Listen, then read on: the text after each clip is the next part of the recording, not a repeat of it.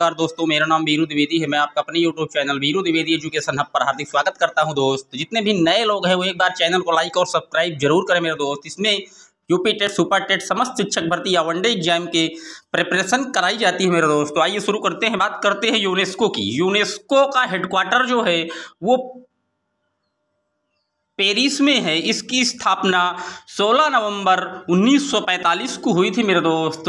अगर यूनेस्को के प्रेसिडेंट की बात की जाए तो ऑड्रे अजोले इस समय यूनेस्को के प्रेसिडेंट हैं।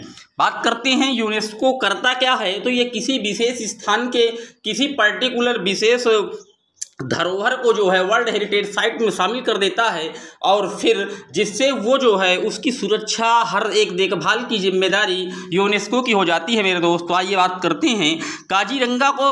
1985 में असम का जो काजीरंगा है, एक सींग वाले गैंडे के लिए जो कि फेमस है राष्ट्रीय उद्यान, इसे 1985 में यूनेस्को ने हेरिटेज में साइट में शामिल किया था मेरे दोस्त। केवलादेव घाना पश्चिम बिहार जो कि राजस्थान के भरतपुर में है दोस्त, याद रखिएगा। इसे भी 1985 में यूनेस्को ने अपने वर्ल्ड हेरिटेज साइट में शामिल किया था। बात करें अगर ताजमहल की, जो कि 1983 में ही यूनेस्को ने वर्ल्ड हेरिटेज साइट में उसे शामिल कर लिया था। बात करेंगे औरंगाबाद के स्थित अजंता और एलोरा की गुफाओं को, तो उसको भी 1983 में यूनेस्को ने अपनी वर्ल्ड हेरिटेज साइट में स्थान दिया है मेरे दोस्त। बात करते हैं मानस सेंचुरी की, जो कि असम में है। 1985 में इसे भी यूनेस्को ने वर्ल्ड हेरिटेज साइट में शामिल किया है। मैं आपको बता दूं ये राष्ट्रीय उद्यान इसी के साथ साथ आपका क्लियर होता चलेगा, जो कि परीक्षा में पूछा जाता है मेरे दोस्त। बात करते हैं नंदा देवी राष्ट्रीय उद्यान, इसी को फूलों की घाटी भी यहाँ स्थित है, चमोली उत्तराखंड में। इसे 1982 ईस्वी में नंदा देवी को वर्ल्ड हेरिटेज में शामिल किया गया था।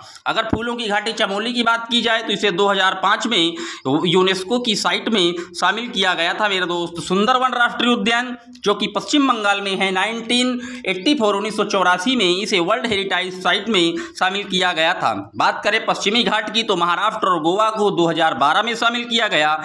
ग्रेट हिमालयन राष्ट्रीय उद्यान हिमाचल प्रदेश को 2014 में यूनेस्को की वर्ल्ड हेरिटेज में जगह प्राप्त हुई थी मेरे दोस्त। तो आइए बात करते हैं अब कुछ जैव विविधता संबंधी प्रोटोकॉल की, सम्मेलन की। तो पहला हुआ था विश्व विरासत संधि जो हुई थी वो 1972 में हुई थी। इसी 1972 को वन्य जीव संरक्षण के तहत, अधिनियम के तहत मनाया जाता है। लेकिन अगर पर्यावरण सुरक्षा अधिनियम आ जाए, अधिनियम जहां आ जाए तो 1986 याद रखिएगा मेरे दोस्त।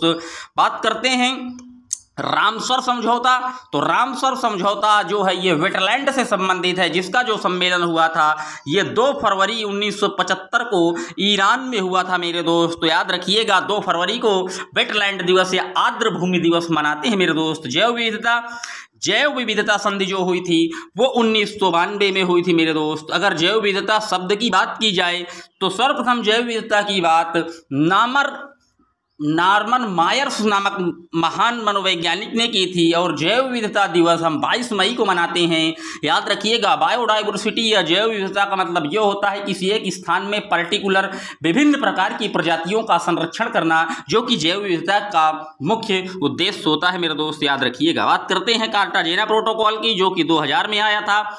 नागोया प्रोटोकॉल 2010 में आया था। बता दूं कि नागोया प्रोटोकॉल ये मॉन्ट्रियल प्रोटोकॉल के ही समकक्ष का प्रोटोकॉल था, जो कि ओजोन परत के संरक्षण के लिए महत्वपूर्ण जिम्मेदारी निभाता है मेरे दोस्त। बात करते हैं कोप 11 की, जो कि 2012 में हैदराबाद में आया था। बात आई हैदराबाद की, तो हैदराबाद जो है आपको पता है मूसी नदी के तट पर बसा है। और हैदराबाद में ही आप देख रहे हैं इस समय की कोरोना कितनी देरी से चल रहा है। तो कोवैक्सीन जो एक उत्पादित की जा रही है वो हैदराबाद में ही इंस्टीट्यूट में, सीरम इंस्टीट्यूट द्वारा बनाई जा रही है मेरे दोस्त, याद रखिएगा।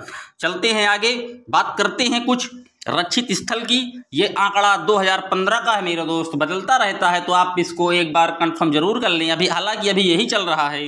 राष्ट्रीय उद्यान 103 वर्ग किलोमीटर में फैला है, जिसका क्षेत्रफल लगभग 1.23 है। बात करते हैं वन्य जीव की। वन्य जीव लगभग इसका जो परसेंटेज है वो 3.58% में है। सुरक्षित रिजर्व या बायो रिजर्व की बात करें तो 0.7% है। अगर सामुदायिक रिजर्व की बात करते हैं तो इसका कोई निश्चित आकार नहीं दिया गया है। रक्षित स्थल की बात करते हैं तो 4.8 8% क्षेत्रफल रक्षित में आता है मेरे दोस्त। बात करते हैं पर्यावरण संबंधित कुछ महत्वपूर्ण दिवसों से भी क्वेश्चन पूछ लिया जाता है, तो याद रखिएगा। विश्व वन्य जीव दिवस ये 3 मार्च को मनाया जाता है। वानिकी दिवस 21 मार्च को। विश्व जल दिवस 22 मार्च को। अब बात आई है विश्व पृथ्वी दिवस की, तो 22 अप्रैल को मनाया जाता है। इसी क्रम में अंतर्राष्ट्रीय जैव विविधता दिवस ये 22 मई है। विश्व पर्यावरण दिवस 5 जून। विश्व पर्यावरण दिवस जो है वो स्टॉकहोम सम्मेलन 1972 में जो कि आयोजित किया गया था, उसी के जस्ट बाद ये विश्व पर्यावरण दिवस मनाया जाना शुरू हुआ था। तो ये स्टॉकहोम सम्मेलन की देन है दोस्त, याद रखिएगा। विश्व जनसंख्या दिवस 11 जुलाई को मनाते हैं। विश्व प्रकृति दिवस 3 अक्टूबर को। और विश्व ऊर्जा संरक्षण दिवस ये 14 नवंबर को मनाते हैं मेरे दोस्त, याद रखिएगा। अब बात करते हैं कुछ सतत विकास लक्ष्य सूचकांक की, जो कि 2017 का है, 22 में फिर आएगा ये। बात करते हैं तो स्वीडन जो है 85.6 के साथ टॉप पर है। डेनमार्क सेकंड स्थान पर, फिनलैंड तीसरे पर, चौथे पर नॉर्वे, पांचवें पर चेक रिपब्लिकन और छठवें पर 10 जर्मनी, सातवें पर ऑस्ट्रिया, 8वें पर स्विट्जरलैंड, 9वें पर स्लोवेनिया और अपना देश भारत सतत विकास सूचकांक में 10वें नंबर पर है मेरे दोस्त, याद रखिएगा।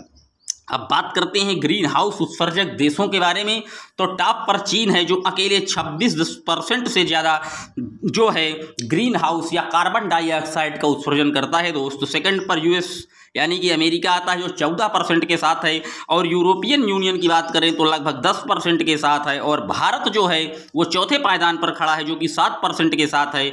और इसी क्रम में रूस 5वें पायदान पर है जो लगभग 5% कार्बन का उत्सर्जन करता है। ग्रीन हाउस गैसों की एक ट्रिक है ओमीना का जलवा, मतलब ओजोन, मेथेन, नाइट्रस ऑक्साइड, जी से जलवाष्प, ये क्या है, ये ग्रीन हाउस गैसें हैं। अगर बात आ जाए कि विश्व में सबसे ज़्यादा ग्रीन हाउस गैस कौन सी है, तो जलवाष्प, याद रखिएगा मेरे दोस्त। बात करते हैं दुनिया के सबसे प्रदूषित शहरों की लिस्ट जो अभी जारी हुई है, तो टॉप पर दिल्ली है, आपको पता ही है। सेकंड पर पटना चल रहा है जो कि बिहार में पड़ता है। तीसरे पर ग्वालियर मध्य प्रदेश, चौथे पर रायपुर का छत्तीसगढ़, पांचवा कराची पाकिस्तान में आता है, छठा पेशावर ये भी पाकिस्तान में आता है। बात करें 7वें नंबर की तो ये भी रावलपिंडी पाकिस्तान में है। 8वें की बात करें तो कोरमाबाद ईरान में आता है।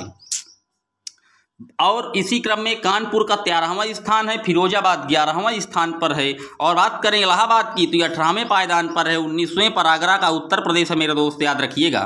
बात करते हैं कुछ प्रदूषण एवं प्रदूषक और उनका प्रभाव, तो जैसे कार्बन मोनोऑक्साइड है तो यह रक्त के हीमोग्लोबिन में मिलकर विषैला पदार्थ कार्बोक्सी हीमोग्लोबिन बना देता है, जिससे अनेक व्याधियां या बीमारियां उत्पन्न हो जाती हैं।